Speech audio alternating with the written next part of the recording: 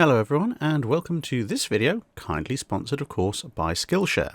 You've probably seen or heard of them before, but just in case you haven't, Skillshare is an online learning community which contains a wide variety of skill improving classes that everyone can benefit from. If you want to learn a new skill, advance an existing one, or just see how other people happen to make things work, there'll be a video for you. For fellow naval enthusiasts such as myself, there are topics like illustration, photography, film and video, and many others. So whether you want to draw ships, photograph ships, or make videos about ships, there are tips, tricks, and techniques to discover. So some of you have noticed in some videos this year that I've been using a drone to capture footage, so I thought this month, why not get into some advanced aerial videography courses? This one from Wild Rabbit Productions is a follow-on to one that they did before, which you may have seen in previous sponsored videos, and it's proven fairly useful, so hopefully between this and a new all singing all dancing drone, you'll see some more better footage in the future. And since these days we can also travel about and talk to people face to face, I thought better brush up on my interview skills, on a live interview at least, and Christine G's course here, how to do an engaging video interview, I thought would be a very useful thing for me to learn, and I can recommend it. Does give some useful tips and tricks. There are of course no ads on the site, and if you would like to go and see if there's anything that might be applicable to you, well, the first 1,000 of you who click the link in the video description below will get a 1-month free trial, so you can go and find stuff that you also would like to learn. So thank you very much to Skillshare for sponsoring this video, and now on with the show. Now, I'm sure some of you will have wondered what's happening with U-534. You saw the life history of it up until the point of its sinking back a few months ago, but of course restoration efforts are ongoing aboard the U-boat, and this is time for an update as I promised. So a few things have happened. Some of the pigeons are no longer present. There are still a few, but you know, de-pigeoning efforts are going quite well. Also, in I think it was probably a historical first, they've had to appoint somebody to lawnmower or mow a U-boat. Yes, U-boat mower is in fact a relatively short-lived profession in 2022, albeit that's because, as you probably could see from a little bit of this drone footage, there was a little bit of vegetation growing on the U-boat. I mean, some plants will grow absolutely anywhere, and it turns out the wooden decking on top of the U-boat was somewhere that some plants really did want to grow. So yes, a lawnmower was broken out, and now it looks a little bit more like a U-boat and a little bit less like a lawn.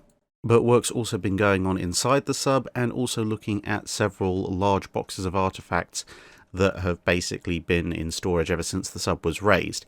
And there's a lot of interesting stuff being found. We'll discuss some of that in the forthcoming weeks.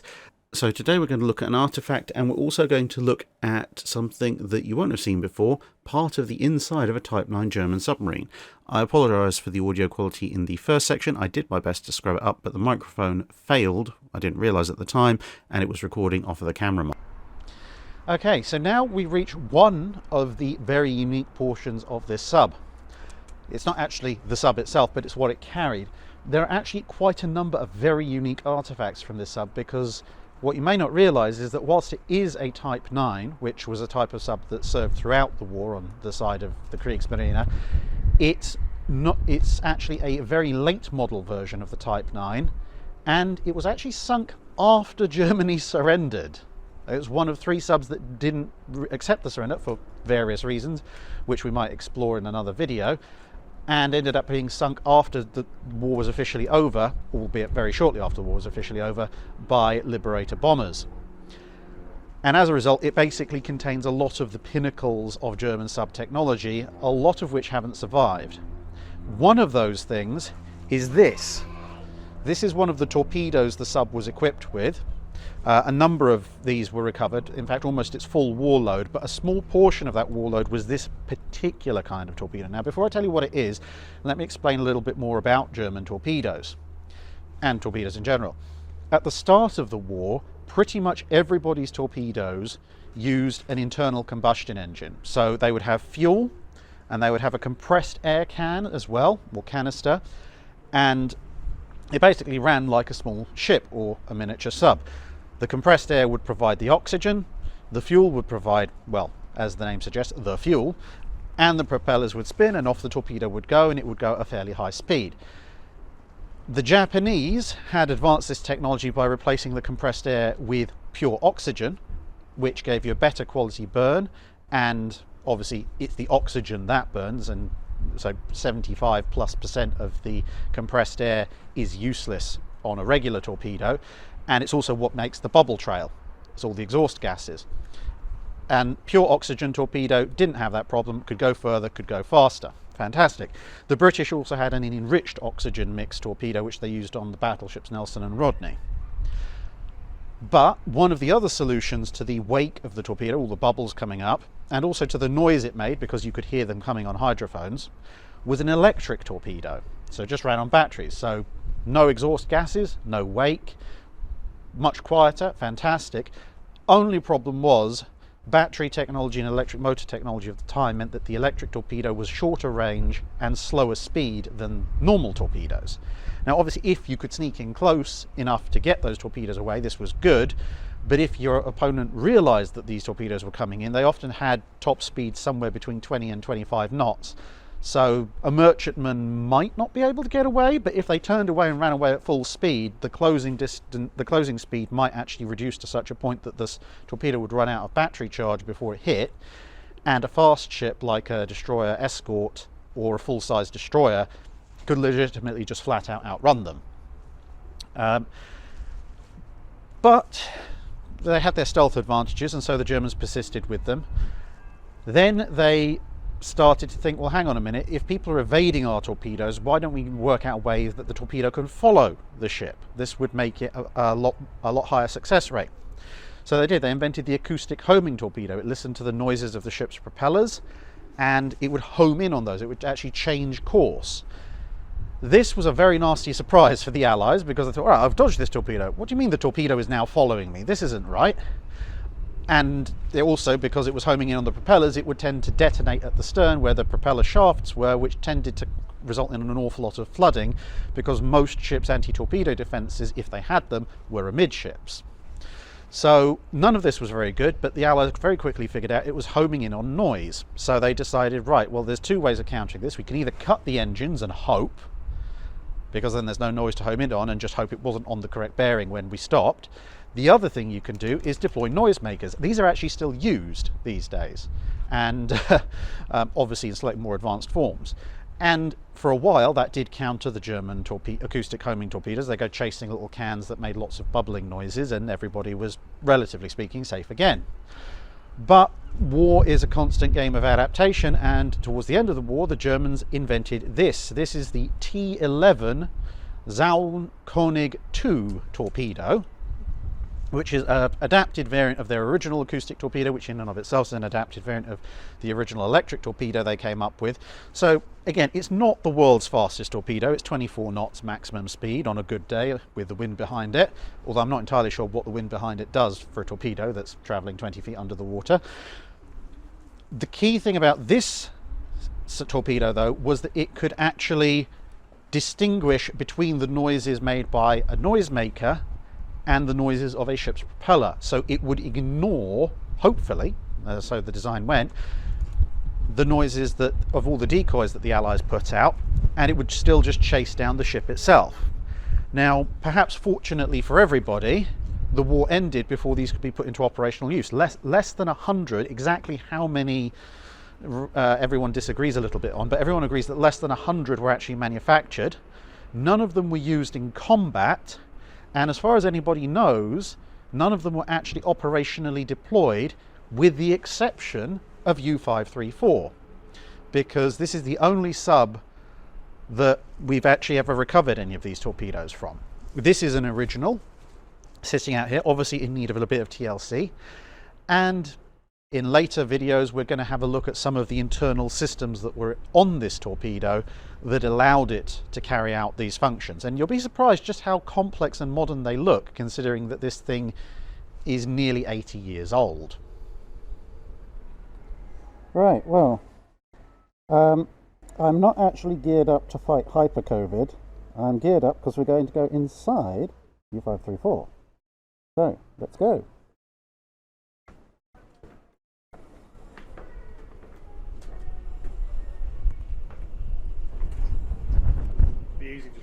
Yeah, that's alright. Yep. Walkway's completely fine, solid. That's all right. Oh, yeah, there's lights and everything. Cool.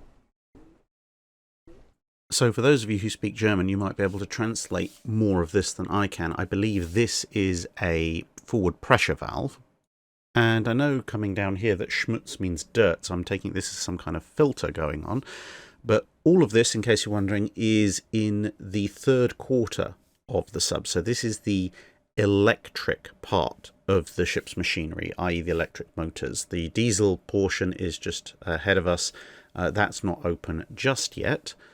So this is the section of the sub that would be running while the sub is underwater. And of course you can see there's a kind of a tide line going on inside the sub where parts of it were completely embedded in silt and other parts of it were exposed to the ocean. And of course the bits that were exposed to the ocean are a little bit more shall we say encrusted with marine life as opposed to the stuff that was under the silt, which is merely rusted. So you've got two big electric motors here. There's boxes of spares actually that were found in the warehouse that stores all the bits that were recovered, and the spare parts are actually in remarkably good condition. Obviously everything here was directly exposed to the water and is rusted over, but the boxes of spare piston valves and springs and so forth were, well, they look pretty much like you could refit them into a brand new motor. So just going up into the ceiling area, so there's an air filter dash extractor there, because obviously you're in an enclosed environment. Plenty of valves to open and close above. This gives you some idea of just how claustrophobic this whole thing is and how much they had to put equipment literally everywhere on the sub in order to allow it to be operated. So obviously we're looking at one of the motor banks here. And the other one, so this is the starboard motor bank. And you can also tell which bits, as well as which bits were exposed and which bits were covered. You can also tell which types of metal were more susceptible to seawater rust, which is obviously something of a problem if you've been underwater for multiple years. The more modern wires, the black and yellow ones, are obviously they're there to supply power to the lighting array, which is being used to help clean up and investigate the sub at the moment. Because obviously there's stuff that's built up since it's been out of the water in terms of pigeons and everything. There's some stalactites of various materials that have leached out of the sub. And of course, this being a World War II submarine, there may also be bits and pieces of asbestos involved, but those can obviously be safely removed. They have been safely removed at this point. Yeah, just going in with a basic breathing mask is not something I would do, trust me, if there was any risk of floating asbestos. There may be some enclosed bits and pieces in pipe lagging and such, but anyone who's familiar with asbestos, as I am from my engineer training, knows that if it's fully enclosed in sealed pipe lagging, it's actually not a danger until you start trying to saw through it, which I have no intention of doing. So again, some more labels. Hopefully the 4K resolution here is letting you read and translate those. So we're now looking at the aft section of the electric motor room, and yeah, again you can kind of see the silt was covering some of the valves but not quite the top of the sub. Also, interestingly enough, you can tell what angle the sub was lying at for the same reasons. So these pipes obviously carry all sorts of fancy things. They can be carrying fuel, they can be carrying high pressure liquids of varying descriptions. They can also be carrying wires, cooling water, etc. And this is down at, this is where the section of the sub actually ends. So this is the very end of the motor room, and down there is actually one of the two propeller shafts. We'll get a better view of that a little bit later. There's the bulkhead door. It kind of has fallen off at some point in history. Another label for those of you who read German to translate. A lot of it is abbreviated as well, so you probably have to be somewhat familiar with German technical terminology, I would imagine. As I say, this is not actually the propeller shaft. You can see that it actually terminates there just forward of this bulkhead. The propeller shaft itself is further down. So this is part of the drive system, but anyway. And then you've got the aft bulkhead, and that would lead normally into that section that you can see over there if somebody prior to the current owners hadn't cut the thing in half. And then this would have been your view in the last quarter of the sub. As you can see, it's been literally cut through. Yes, it's cut through various wires and bits of pipework, and that's not necessarily a brilliant thing, but it does give you an opportunity to see what everything looks like in cross section. And I mean, if you're going to be fair to them, they have cut it at roughly the point the sub would have been put together.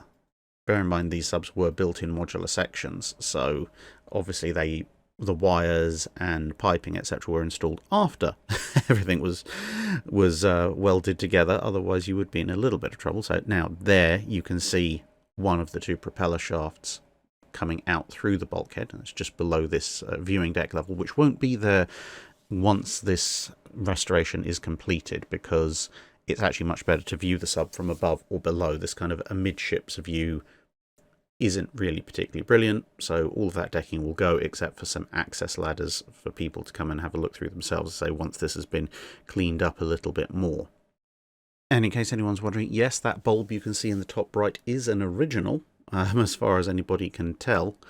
In any case, it's very, very old, rusted into the place. I suspect, as I said, it is probably an original one that has survived the sinking in some way, shape or form.